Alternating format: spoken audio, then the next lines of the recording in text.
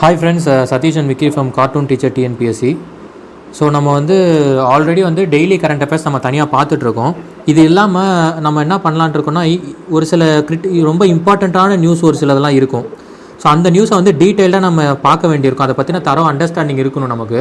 ஏன்னா மெயின்ஸ்லலாம் போய் கேட்கும்பொழுது சம்டைம்ஸ் அதை தெரிஞ்சுக்க வேண்டியது, அது எழுத வேண்டிய தேவை வரும். அது இல்லாமல் இன்டர்வியூ போகும்போது அட்டன் பண்ணணும். அது இல்லாமல் நமக்கே பேசிக்காகவே என்ன நமக்கு சுற்றி நடக்குதுங்கிறதும் தெரிஞ்சுக்க வேண்டியிருக்கும். ஸோ அதுக்காகவே ஒரு சில இம்பார்ட்டன்ட் நியூஸை மட்டும் டீட்டெயிலாக எடுத்து டிஸ்கஸ் பண்ணலாம் அப்படின்னு சொல்லி ஸ்டார்ட் பண்ணியிருக்கு. ஸோ அதில் நம்ம பார்க்க போகிற ஃபஸ்ட்டு நியூஸ் தான் 7.5 ரிசர்வேஷன் ரிசர்வேஷன் பார்க்கலாமா ஓகே.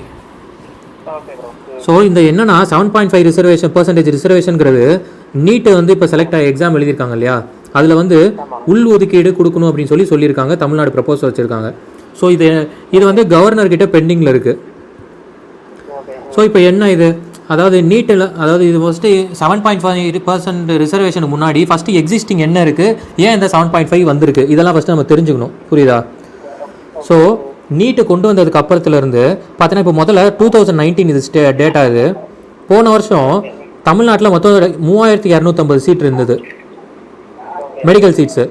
இதில் 15% சென்டருக்கு போயிடும்.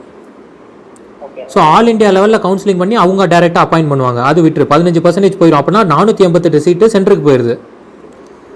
அப்போது மீதி பார்த்தீங்கன்னா 2762 சீட்ஸ் தான் தமிழ்நாட்டில் இருக்குது. புரியுதா? இப்போது தமிழ்நாடு என்ன ஆல்ரெடி 69% ரிசர்வேஷன் இருக்குன்னு நம்ம படிச்சிருக்கோம். அப்போ அந்த 69% ரிசர்வேஷனுங்கிறது இப்போ இந்த 85% இருக்குது பார்த்தியா, இது 100%-ஆக மாறிடும். இப்போ இந்த 2762ங்கிறது தான் 100% கணக்கு. ஈவன் தான் நம்ம 3250 இருந்தால் கூட அதில் 15% சென்டருக்கு போயிடுது இல்லை. ஸோ அது நம்ம கையில் இல்லை, அது போயிடுச்சு, அவ்வளோதான். இப்போ மீதி 85% 100% ஆக்கிக்கணும். இதில் 69% இதுக்கு வந்துடும், ரிசர்வேஷனுக்கு வந்துடும். புரியுதா? கன்ஃபியூஷனாக இருக்கா?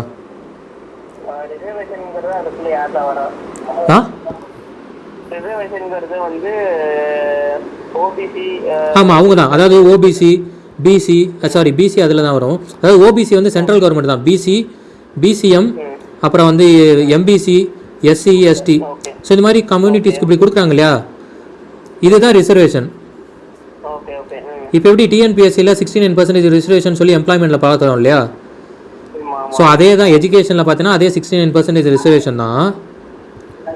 சரியா? பட் அந்த 69% ரிசர்வேஷன் எதில் பார்க்கணும் அப்படின்னா அந்த 2762 சீட்டில் 69% தான் அப்படி தான் பார்க்கணும். நம்ம ஈவன் தோ நம்மக்கிட்ட 3250 சீட்ஸ் இருந்தால் கூட அது 15% சென்டருக்கு போயிடுது. அப்போ நம்மக்கிட்ட இருக்கிறது என்ன, மீதி 2762. அப்போ இந்த இதுதான் 100%-ஆக நம்ம கன்சிடர் பண்ணிக்கணும். புரியுதுல்ல? ஸோ இப்போ அதை தான் பாரு கீழே எழுதியிருக்கேன் பாரு. இப்போ 69% நம்ம பார்த்துட்டோம், கரெக்டாக? அப்போது அதில் பிசிக்கு எவ்வளோ, எம்பிசிக்கு எவ்வளோ, அது எவ்வளோன்னு பார்க்கணும் இல்லையா. ஸோ ஃபஸ்ட்டு பாரு, ஓசி இவங்களுக்கு 31% வந்துடும். ஏன்னா 69%ல் மீதி போக எவ்வளோ 31 இருக்குல்ல, அது ஜென்ரல் கேட்டகரி. அது ரிசர்வ்டு கணக்கில் வராது, அது ஜென்ரல் ஓப்பன் கேட்டகரி. அடுத்து பிசி பாரு, பிசி 31%. சாரி, பிசி இல்லை, பிசி 26%. இந்த கீழே இருக்குப்பா 26.5. அடுத்து பாரு பிசிஎம், பிசிஎம்னா முஸ்லீம், அது 3.5%. அடுத்து எம்பிசி பாரு 20%. அடுத்து எஸ்சி 15%.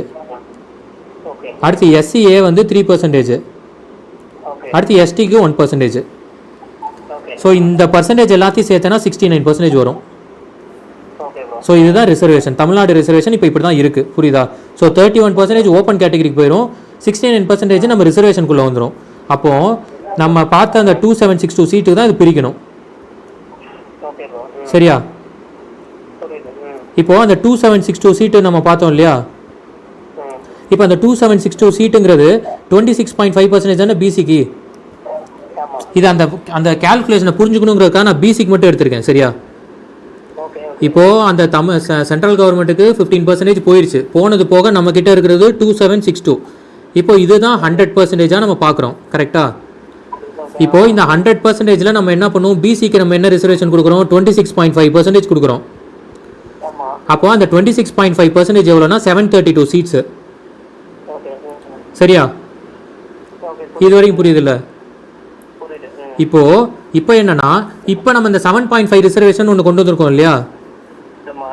அப்போ அது என்ன அப்படின்னா இப்போ 7.5% இப்போ கொண்டு வந்திருக்கோம். இது எங்கே ஒர்க் ஆகும் அப்படின்னா இது வந்து ஹரிசாண்டல் ரிசர்வேஷன் அர்த்தம். இது பேர் ஹரிசாண்டல் ரிசர்வேஷன்னா என்ன அர்த்தம்னா உள் ஒதுக்கீடு. ஆல்ரெடி ரிசர்வேஷன் இருக்குது, அந்த ரிசர்வேஷனுக்குள்ளே ஒரு ரிசர்வேஷன்.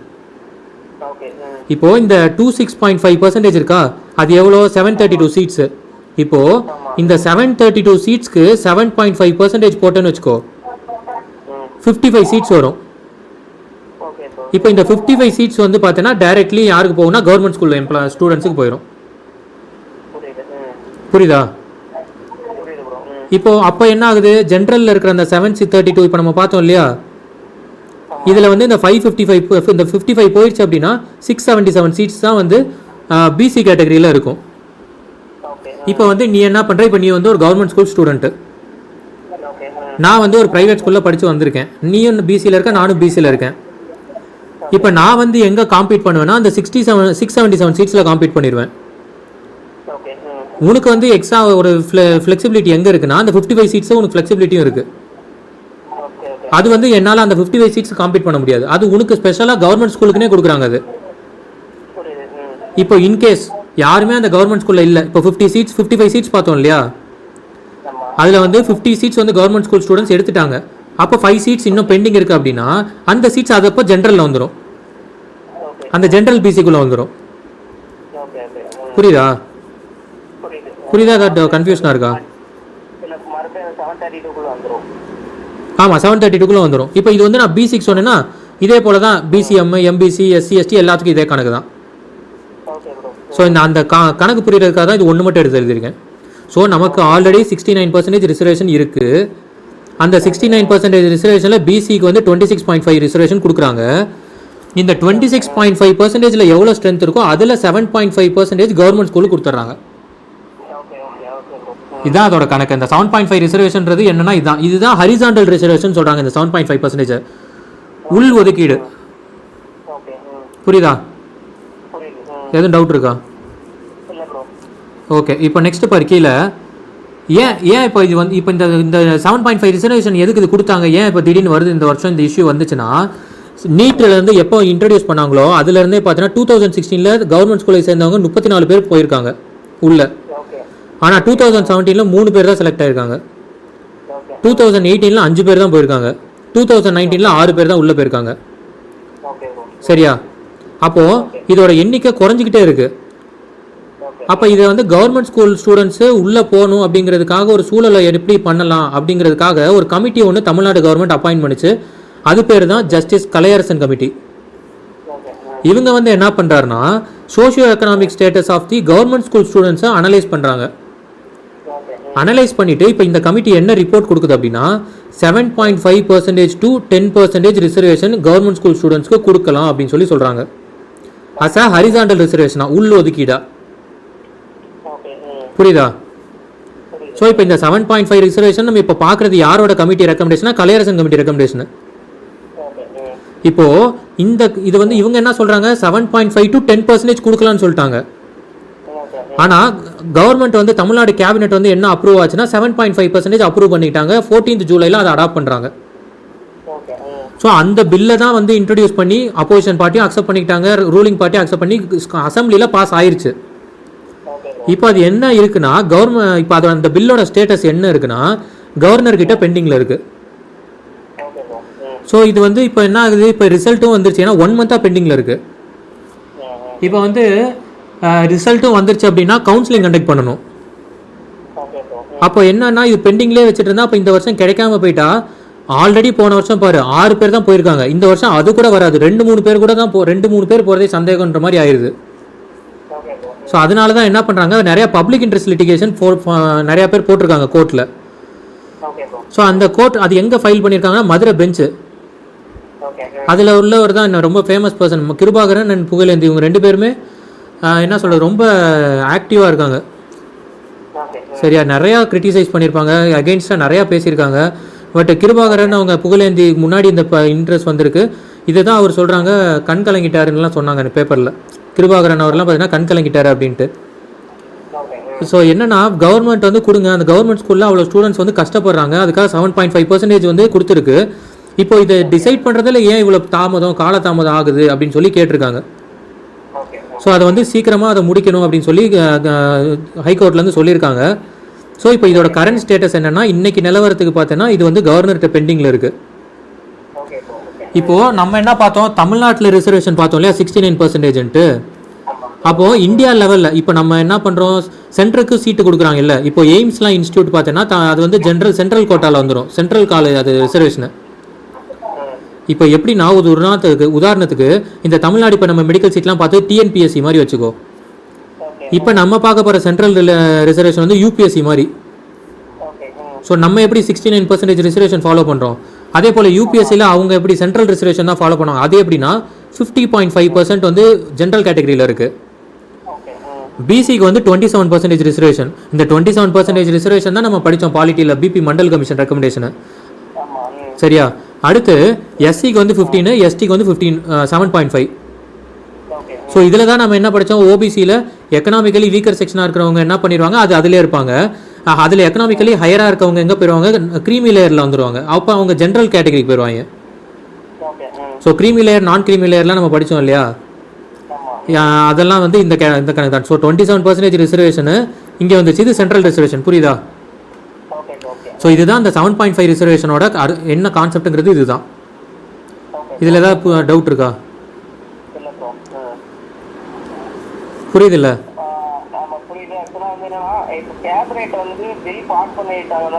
ஆமாம்.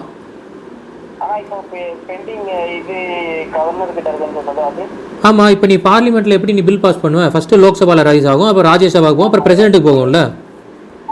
அப்புறம் பிரசிடென்ட் அசன்ட் கொடுத்தா தானே அது ஆக்டாக மாறும். அதே மாதிரி தான் அசம்பிளிலையும் ஃபஸ்ட்டு அசம்பிளியில் பில் பாஸ் பண்ணுவாங்க, அடுத்து கவர்னர்கிட்ட போகும், கவர்னர் வந்து அசன்ட் ஆனோடனே அது ஆக்டாக மாறும். சம்டைம்ஸ் சில பில்ஸை வந்து கவர்னர் வந்து பிரசிடென்ட் கூட ரிசர்வ் பண்ணலாம். புரியுதா? ஸோ இப்போ அசம்பிளியில் பாஸ் பண்ணிட்டாங்க, பட் ஆனால் கவர்னர்கிட்ட இருக்குது. ஆக்சுவலி இது என்ன சொல்கிறாங்கன்னா, இது வந்து பாலிடிக்ஸாக கூட சொல்கிறாங்க. ரூலிங் கவர்மெண்ட் வந்து என்னென்னா பிஜேபி வந்து என்ன பண்ணுதுன்னா, அது அவங்க வந்து கவர்னர் வந்து என்ன தான் கான்ஸ்டியூஷன்லேயும் வந்து அவங்களுக்கு ஒரு இண்டிபெண்டன்ட் போஸ்ட் கொடுத்தா கூட, பட் ஸ்டில் வந்து அது வந்து ரூலிங் கவர்மெண்ட் சென்ட்ரல் கவர்மெண்ட்டோட ஒரு கைப்பிடியில் தான் இருக்குதுன்னு தான் சொல்கிறாங்க. சரியா? அது மாதிரி தான் இன்ஸ்டன்சஸ் நிறையா ப்ரூவ் ஆயிருக்கு, நடைமுறையில் அப்படி தான் இருக்குது. சரியா? இப்போ கூட என்ன பண்ணுறாங்கன்னா, இன்றைக்கி இது புதுசாக இஷ்யூ ஆயிருக்கு. அதாவது 10% ரிசர்வேஷன் ஆல்ரெடி சென்ட்ரல் கவர்மெண்ட் வந்து இடபிள்யூஎஸ்ன்னு ஒன்று கொண்டு வந்தாங்க, எக்கனாமிக்கலி வீக்கர் செக்ஷனு. இப்போது அதை வந்து தமிழ்நாடு ரிஜெக்ட் பண்ணிருச்சு. இப்போ என்ன சொல்கிறாங்கன்னா, நீங்கள் இந்த 10% நீங்கள் அக்செப்ட் பண்ணுங்கள், நாங்கள் 7.5% அக்செப்ட் பண்ணுறோன்னு சொல்லி கவர்னர் சொல்கிறதா. இது வந்து அப்படி வந்து ஒரு இது கிளம்பியிருக்கு, அஃபிஷியலாக எதுவும் வரலை, பட் இன்றைக்கி நியூஸில் பார்த்தீங்கன்னா இதுதான் இப்படி தான் இருக்குது சொல்கிறாங்க. அப்போது 10% ரிசர்வேஷனாக என்ன, அதை பற்றி தெரிஞ்சுக்கணும் இல்லையா? ஸோ அது பாரு, அடுத்து எழுதியிருக்கேன் பாரு லாஸ்ட்டில். ஸோ 10% ரிசர்வேஷனுங்கிறது எக்கனாமிக்கலி வீக்கர் செக்ஷன்றாங்க, இடபிள்யூஎஸ் கோட்டா. அது இந்த இடபிள்யூஎஸ் கோட்டா எலிஜிபிலிட்டி யார் அப்படின்னா ஜென்ரல் கேட்டகரியில் இருக்கவங்க தான் எலிஜிபிள். ஓபிசியில் இருக்கவங்களோ, எஸ்சியில் இருக்கவங்களோ, எஸ்டியில் இருக்கவங்களோ இந்த கேட்டகரிக்குள்ளே வரமாட்டாங்க. புரியுதா? இதில் ஏதாவது டவுட் இருக்கா? இப்போது இந்த ஜென்ரல் இப்போ நம்ம எப்படி வந்து இதில் பார்த்தோம், இப்போ பிசியில் என்ன பார்த்தோம், க்ரீமி லேயர்ன்றவங்க, அதாவது எக்கனாமிக்கலி ஹையராக இருக்கவங்கள மேலே அனுப்பிச்சிட்டோம். கரெக்டாக? அப்போது பிசியில் இருக்கிற அந்த 27% ரிசர்வேஷன் யாருக்கு போகுது, எக்கனாமிக்கலி வீக்கராக அந்த கம்யூனிட்டியில் இருக்கவங்களுக்கு போகுது. அதே போல் ஜென்ரல் கேட்டகரி இருக்கும்ல, ஓப்பன் கேட்டகரி, அதுலேயும் வந்து எக்கனாமிக்கலி வீக்கராக இருப்பாங்க இல்லையா, அப்போ அவங்களுக்கு மட்டும் இந்த 10% கொஞ்சம் கொடுக்கணும் அப்படின்னு சொல்லி சொல்கிறாங்க. இது நம்ம அந்த மண்டல் கமிஷன் படிக்கும் போதே நம்ம படிச்சிருப்போம். 1992 ஒரு மண்டல் கேஸ்னு ஒரு சுப்ரீம் கோர்ட்டில் ஒரு கேஸ் நடந்தது. இது வந்து என்னன்னா, நரசிம்மராவ் கவர்மெண்ட் 1991 வந்த பொழுது அவங்க வந்து விபி சிங் கவர்மெண்ட் கொண்டு வந்ததை அக்செப்ட் பண்ணிக்கிட்டாங்க. அதாவது 27% ரிசர்வேஷன் அக்செப்ட் பண்ணிக்கிட்டாங்க, பட் எக்கனாமிக்கலி வீக்கர் செக்ஷனுக்கு தான் அது அப்படின்னு சொல்லி சொன்னாங்க. அது இல்லாமல் அவங்க பட் அதை மட்டும் அதோட நிறுத்திக்காமல் அவங்க என்ன சொன்னாங்கன்னா, இன்னொன்று 10% ரிசர்வேஷன் ஜென்ரல் கேட்டகரியில் எக்கனாமிக்கலி வீக்கராக இருக்கவங்களுக்குன்னு ஒன்று கிரியேட் பண்ணாங்க. இதைத்தான் வந்து என்ன பண்ணுறாங்க, 1992 மண்டல் கேஸ்ன்னு சொல்லி சுப்ரீம் கோர்ட்டில் ஃபஸ்ட்டு சொன்ன கேட்டகரியை அவங்க அக்செப்ட் பண்ணிக்கிட்டாங்க. 97% ரிசர்வேஷனை 27% ரிசர்வேஷனை எடுத்துக்கிட்டாங்க. பட் அந்த 10% கோட்டாவை வந்து அவங்க சுப்ரீம் கோர்ட் வந்து அது ஒத்துக்கலை, அதை வந்து கேன்சல் பண்ணிட்டாங்க. ஸோ அதுக்கப்புறம் தான் என்ன சொன்னாங்க, க்ரீமி லேயரை டிஃபைன் பண்ணுங்க, அந்த கேட்டகரியில் யார் வரான்னு சொல்லிலாம் டிஃபைன் பண்ணுங்கன்னு சொல்லிலாம் அப்போ கேஸ் நடந்தது. ஸோ அதுக்கு போட்ட கமிட்டி தான் ராம்நந்தன் கமிட்டி. சரியா? ஸோ ராம்நந்தன் கமிட்டி வந்து யாரெல்லாம் வந்து க்ரீமி லேயருக்குள்ளே வரலான்னு சொல்லி டிஃபைன் பண்ணி ரிப்போர்ட் வந்து 1993 சப்மிட் பண்ணாங்க. ஸோ இதெல்லாம் நம்ம ஆல்ரெடி ஃபண்டமெண்டல் ரைட்ஸில் நம்ம டிஸ்கஸ் பண்ணியிருந்தோம். சரியா? இப்போது நம்ம இங்கே என்ன பார்க்க போகிறோம்னா, இந்த ஜென்ரல் கேட்டகரியில் இருக்கக்கூடிய எக்கனாமிக்கலி வீக்கர் செக்ஷனுக்கு தான் 10% ரிசர்வேஷன் கொடுக்குறாங்க. இதுதான் வந்து பார்லிமெண்ட்டு பாஸ் பண்ணியிருக்காங்க. பட் இதை வந்து தமிழ்நாடு அக்செப்ட் பண்ணிக்கல. இப்போ என்ன சொல்கிறாங்க, இதை வந்து நீங்கள் அக்செப்ட் பண்ணுங்கள் 10%, நாங்கள் 7.5 அக்செப்ட் பண்ணுறோங்கிற மாதிரி சொல்கிறாங்க. ஒரு பொலிட்டிக்கல் மோட்டிவை கொண்டு வராங்க. சரியா? பட் அது வந்து அப்படி சொன்னாங்களா இல்லையான்னு நமக்கு அஃபிஷியலாக தெரியாது. பட் இருந்தாலும் 10% ரிசர்வேஷன் என்னங்கிறத நம்ம தெரிஞ்சுக்கணும். சரியா? இப்போது நம்ம என்ன பார்த்துட்டோம், ஃபஸ்ட்டு வந்து இந்த கேட்டகரி இடபிள்யூஎஸ்ங்கிறது யார் எலிஜிபிள் பார்த்துட்டோம். ஜென்ரல் கேட்டகரியில் எக்கனாமிக்கலி வீக்கர்ன்றதை பார்த்துட்டோம். அப்போது எக்கனாமிக்கலி வீக்கர்னா ஒரு டெஃபினிஷன் வேணும்ல, யாரெல்லாம் எக்கனாமிக்கலி வீக்கர் அப்படின்னு ஒரு டெஃபினிஷன் வேணும்ல. ஸோ அதை தான் 2 விதமாக பிரிக்கிறாங்க. ஒன்று இன்கம் பேஸ்டு, இன்னொன்று அசட் பேஸ்டு. ஸோ இன்கம் பேஸ்டுனா என்னென்னா, லெஸ் தென் 8 lakh ஒரு ஃபேமிலி இன்கம் இருந்துச்சு அப்படின்னா அவங்க இதுக்கு எலிஜிபிள். அடுத்த செகண்ட் கேட்டகரி பார்த்தீங்கன்னா அசட் பேஸ்டு. அசட்னா நம்ம ப்ராப்பர்ட்டி இருக்கு இல்லையா, அந்த ப்ராப்பர்ட்டியில் லேண்டு வந்து 5 ஏக்கருக்கு மேலே இருக்கணும். அதாவது மேலே இருந்துச்சு அப்படின்னா அக்ரிகல்ச்சர் லேண்டு கிடையாது, இதுக்கு எலிஜிபிலிட்டி கிடையாது. அதே போல் இப்போ இதே வந்து இது வந்து லேண்டு, அக்ரிகல்ச்சர் லேண்டு பார்த்துட்டோம். இப்போது பிளாட் வச்சுருக்கேன்னு வச்சுக்க, பிளாட் வீடு இருக்குன்னு வச்சுக்கோ, 900 ஸ்கொயர் ஃபீட்டுக்கு மேலே இருக்கக்கூடாது. எங்கே நோட்டிஃபைடு ஏரியா, அதாவது முனிசிபாலிட்டி நோட்டிஃபைடு ஏரியாவில் 900க்கு மேலே 9 ஸ்கொயர் ஃபீட் மேலே இருக்கக்கூடாது. இதே நான் நோட்டிஃபைடு ஏரியா, நான் நோட்டிஃபைடு ஏரியானா வில்லேஜ் கிராமங்கள்லாம் இருக்குல்ல, அந்த மாதிரி இடங்கள் அங்கே வந்து 1800 ஸ்கொயர் ஃபீட் வரைக்கும் வச்சுக்கலாம். அதுக்கு மேலே போச்சுன்னா அப்போ இதுக்கு எலிஜிபிலிட்டி கிடையாது. ஸோ இவங்களாம் தான் வந்து இடபிள்யூஎஸில் வருவாங்க. ஸோ இடபிள்யூஎஸ்ங்கிறது ஜென்ரல் கேட்டகரியில் இருக்கக்கூடியவங்க, எக்கனாமிக்கலி வீக்கராக இருக்கவங்களுக்கு 10% ரிசர்வேஷன். புரியுதா? இப்போ இதில் யார் பாதிக்கப்படுறா ரொம்ப அப்படின்னா, இந்த ஓசியில் ஜென்ரலாக இருப்பாங்களா ஹையில், அவங்க பார்த்தேன்னா ஆல்ரெடி வந்து அவங்களுக்கு பர்சன்டேஜ் ஜென்ரலில் மட்டும்தான் அவங்களால காம்பீட் பண்ண முடியும். இப்போ அதில் வந்து 10% எக்ஸ்ட்ரா கம்மியாயிடுச்சு. இப்போ மீதி உள்ள 40% தான் அவங்க காம்பீட் பண்ணணும். ஸோ அவங்களுக்கு சிரமம். புரியுதா? ஸோ இதுதான் 7.5% ரிசர்வேஷனும் 10% ரிசர்வேஷனும் இதுதான் கணக்கு. புரியுதா? இதில் தான் டவுட் இருக்கா? இதை ஒரு டைம் நல்லா படிச்சிரு. சரியா? அது கொஞ்சம் கன்ஃபியூசிங்காக இருக்கும். இதை நல்லா படிச்சுட்டு ஒரு டைம் நல்லா திரும்பி இதை கேட்டனாலே இது கிளாரிட்டி ஆயிரும். சரியா? ஸோ அவ்வளோதான், இந்த இஷ்யூ இவ்வளோதான். ஓகேப்பா, சரி பாரு படி. நம்ம நாளைக்கு இன்டர்ஸ்டேட் ரிலேஷன் பாலிட்டியில் படிக்கலாம். Okay, by.